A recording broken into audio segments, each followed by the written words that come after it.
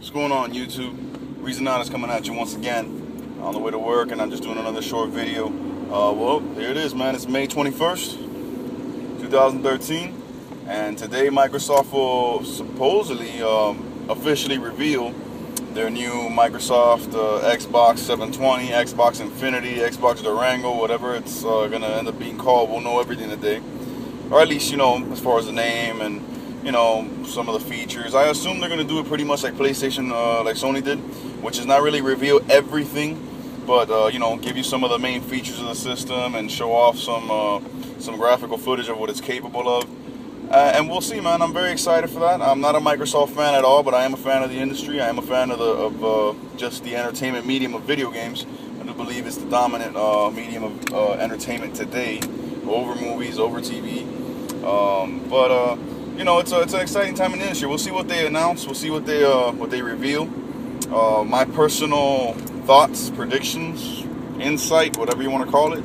I don't think it's gonna be anything, earth-shattering, the way a lot of people might feel. I believe when PlayStation 4 revealed their stuff, I believe that wasn't that impressive either. I mean, I'm not knocking it. I'm not saying it was bad. I did like some of the stuff the PlayStation 4 or the Sony showed and talked about when they revealed their PlayStation 4. I liked the graphical upgrade. It's not a significant leap, as I've said in the past and as I've been on the record of saying before, but it is a notable difference between what the PS3 has been doing for the last 6-7 years and what I was able to see in those trailers of the PS3 with the new Killzone and games like that. But it really wasn't a significant leap. The share function I really didn't care too much for. I felt that it was a blatant ripoff of what Nintendo was doing with Miiverse and their ability to share and have a social environment for the gamers. But at the same time, it was a blatant ripoff. But at the same time, what are they going to do? It's what they've done for a while now. And also, once one of them sets the standard, which is usually Nintendo, the rest of them have to jump on board in some way, shape, or form, because they know it's going to be successful. I mean, go back to the motion controls for the Wii. Motion controls come out with the Nintendo Wii, and everybody makes fun of it. Sony and Microsoft ridicule them until 3 years have gone by, and they're still dominant, and they're still selling, and they realize this motion gaming thing is serious. So then they jump on board with Kinect and with PlayStation Move. So it's no surprise now that Nintendo comes out and introduces Miiverse, this social gaming network there for all the Nintendo fans and players to be able to share comments and posts and screenshots and just interact with each other at any point in the game. And PlayStation takes it a step further with the share function and the ability to share video and stuff like that, which is cool.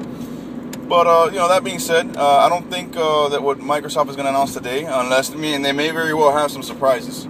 But barring any major surprises, I think we're going to see more of the same. I think we're going to see a slight graphical upgrade, maybe a slightly new controller design, maybe some information on a new Connect 2 or whatever, and at least today we should know if this rumored always online connection being necessary, if that's going to be true or not. We should know that today.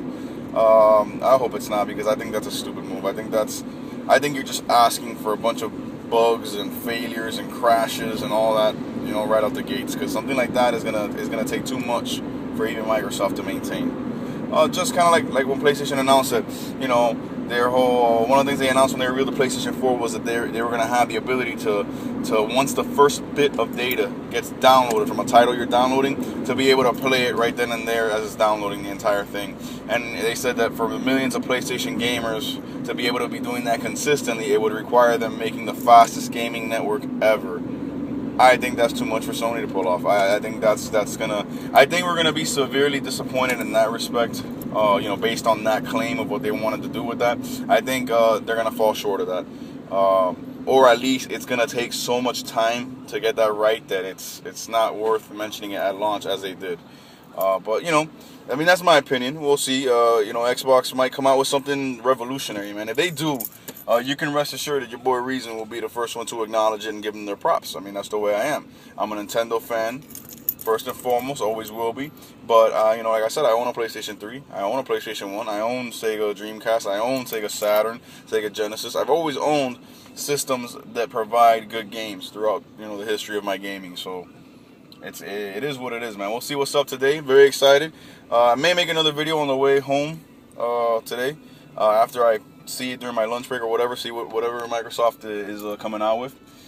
But like I said, man, I mean, barring some incredibly revolutionary innovation or surprise, I don't see them providing a better experience than what Nintendo Wii U is doing. I know it's tough for a lot of people to believe that I'm saying that because there's such a shortage of games right now, or let me rephrase that, significant first-party games on the Wii U right now.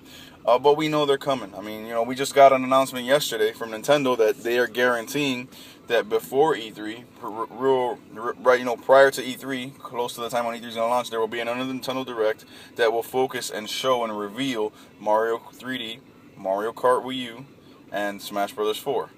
Those are three of the big heavy hitters that people have been waiting for. Not to mention that you have Legend of Zelda Wind Waker HD Remake coming sometime in November. Pikmin 3 coming August 4th. Wonderful 101 already has a release date of July 20-something in Europe, which means here in America we're getting it either on the same day or slightly after. So all these great games are coming this way for the Wii U. And they're games that are going to showcase what the system is capable of, not just graphically, but control-wise. I mean, it goes back to the same old argument. People, you know, gamers today are so hyped up and so drugged up on power, on, you know, technical specs and the quote-unquote insides of a system. I always hear that Wii U has outdated insides. First of all, it's hysterical that you would say that because, number one, it's not outdated. Number two, it's never been about the raw power specs of a system. I'm pretty sure the Wii demonstrated that when it came out with significantly less graphical and processing power than the other two juggernauts in PS3 and 360, and significantly handed them their ass for about 4.5, 5 years out of the 6 or 7 they've been out, and dominated the generation. I'm pretty sure that Nintendo displayed that it wasn't about graphics when they came out with the DS and the 3DS set. Even though 3DS has beautiful graphics and they're 3D, glasses-free 3D, they're not the HD amazing graphics you'll find on the PS Vita, but they're whooping that PS Vita's ass. You know what I'm saying? And Microsoft don't even want to jump into the handheld market because Nintendo's already locked that sector down. So, you know, it's funny that they'll continue to, you know, be drugged up about the graphics. I mean, now it's the same thing. It's the same thing. Now we're about to launch a brand new, well, two new consoles of the new generation, because whether you want to admit it or not, the first next generation console that launched for this next generation was the Wii U. You can call it outdated all you want. You can say it's current gen, whatever, yada, yada, yada. It's the next generation system. The innovations in control and graphics and overall performance and things and Miiverse, you know, things that are available on this system are such a significant leap over its predecessor and over its competitors that it is next generation. But now we're launching two new next generation systems, you know, the two rivals to this Nintendo Wii U, and all anybody's talking about is how they're going to be more powerful, they're going to be better graphics. And Nintendo's just going to have to hand you that lesson again and just teach you again. It's not all about graphics. It is somewhat about graphics, and that's why Nintendo made you the Wii U, which HD graphics, better looking graphics in the PS3 and 360, and the slight upgrade in graphics from the 360 and PS3 to the Wii U, it's going to be the same marginal difference between the Wii U and the PS4 and 720. It's not going to be a humongous difference the way people are making out to seem. And I think we're going to see that. And the funny part is that you're looking at the Wii U right now saying, oh, it's only slightly better looking, you know, graphically than the PS3 and 360. Yet you're conveniently leaving out the fact that these are the first 6 months of the system's life, and no system puts out its maximum graphical power within the first year. It takes 2 or 3 years down the line for developers, even the first-party developers and third-party developers, to max out the graphical power of the system and show you what it's capable of. This has been the case throughout history in video games. Xbox 360 first-generation games look like crap compared to, you know, 3 years down the line, 4 years down the line. Same thing with PS3. Even with the Wii. Even with the original Wii. You know, you had launch games like Skyward Sword, Twilight Princess, which was beautiful. But then give it a year or two and you had Galaxy and Galaxy 2. You know, you had Metroid Other M. You know, games that show you the graphical difference, the graphical growth of a system throughout its life.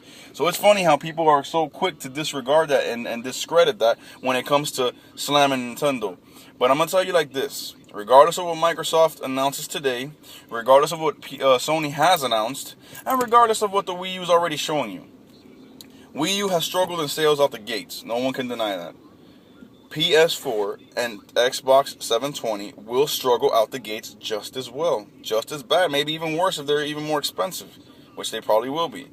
This is the new trend. It's a lot harder to sell hardware, a brand new hardware console, because of the economy, because of the rise of smartphones and tablet and mobile gaming, where you can get so many.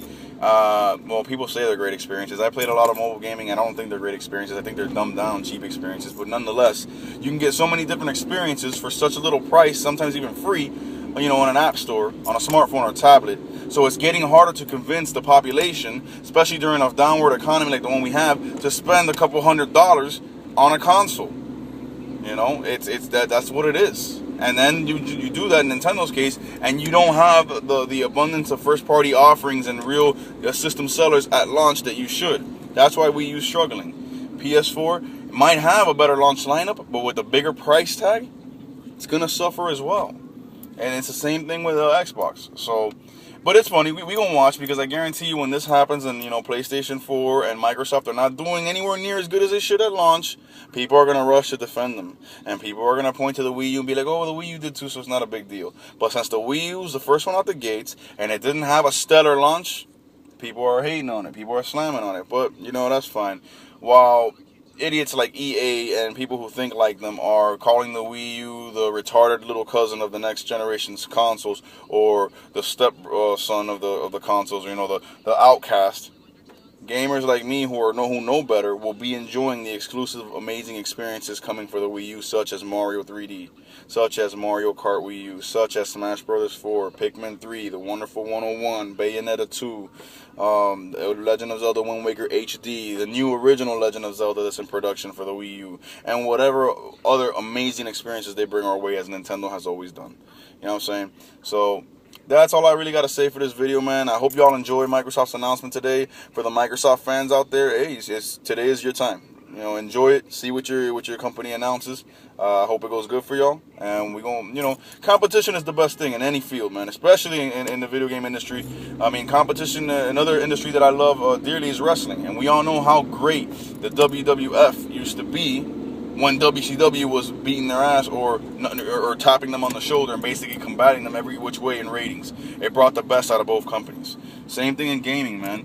Same thing in gaming. When the PS3 brought out these amazing graphics and this raw technical power and all that, and the 360 tried to match it, and Nintendo came out of left field with innovative motion controls and amazing experiences, and it just brought the best out of all three. All three had to bring their A game to try to combat each other.